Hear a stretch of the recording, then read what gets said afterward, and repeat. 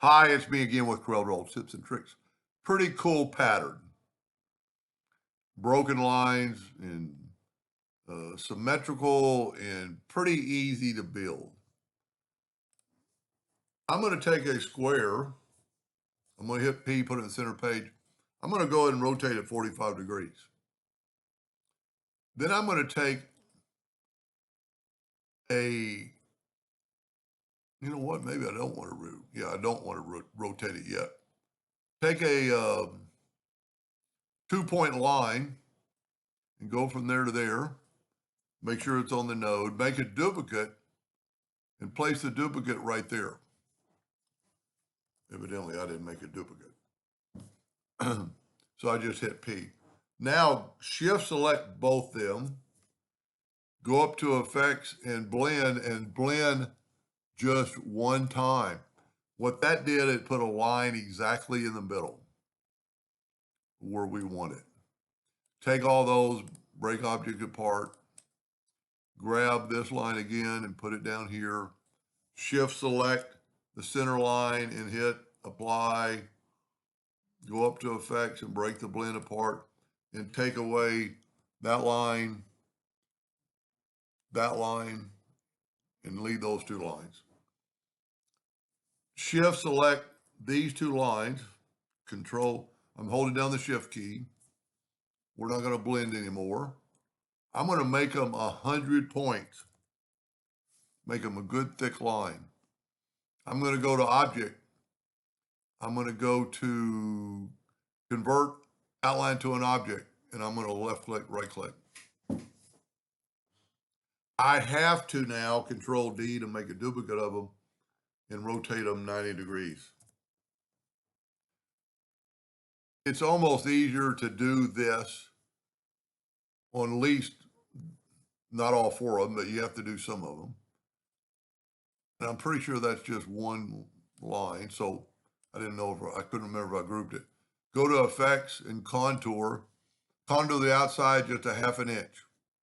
I'm going to go ahead and do all four.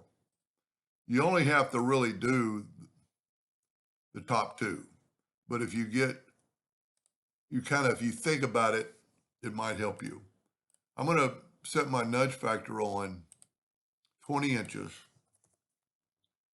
And because we're working in the center of the page, I don't have to fill these all in. So I'm going to fill all this in.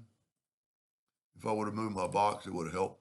But then I'm going to skip that one and go there. Now, and if I would have grouped the old box together, I could have not had to do this. So I'm just getting all the black pieces, and I'm going to weld those together. Now, I'm going to move these out of the way. And because I'm nudging, I can go like this. That doesn't look like it's in the center of the page, but it is. Control D, alternate C, and rotate 90 degrees. And it's putting that blank surface everywhere. Go up to object and convert the outlines to an object. Left click, right click, and you have that. Now you have to group this together. So I would just go ahead and weld it. I'm going to take a square and hit P. And you can almost go anywhere, but we might as well hold down the shift key and get it to at least touch that bottom. The closer you are, the cleaner it's going to look. And I hit it dead on. Now my nudge factor is still set on 20 inches. I'm going to intersect this and move that over. Look at that. You don't have to hit your calculator. Now let's embellish it a little bit by, let's put a square in the middle, too big. Hit P to put it in the center of the page. Let's go ahead and rotate it 45 degrees. It is quite big. So I'm going to hold down the shift key, it'll grow from the center. I'm going to go ahead and put a circle.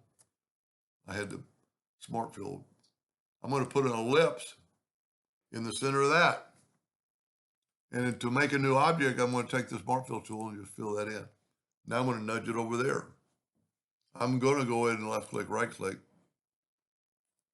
Now group this together and we're going to make it 5 inches. I'm going to set my nudge factor on 5 inches. See how easy that was? Now watch this. And when we weld it together, these pieces look like they're angles. I mean, it's just, and you know, you could go more now. You could put an object there. I'm not going to. I'm going to hit the plus key and move it down. And you have my previous drawings getting in my way. Now, thankfully, it worked out okay where I could weld everything together and all the lines would appear.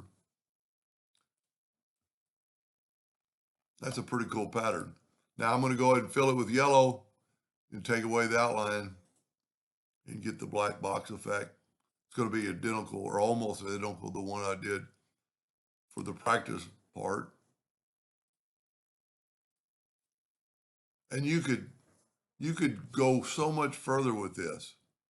But see how these things look like L's or going around the corners and it looks like they're interlocked.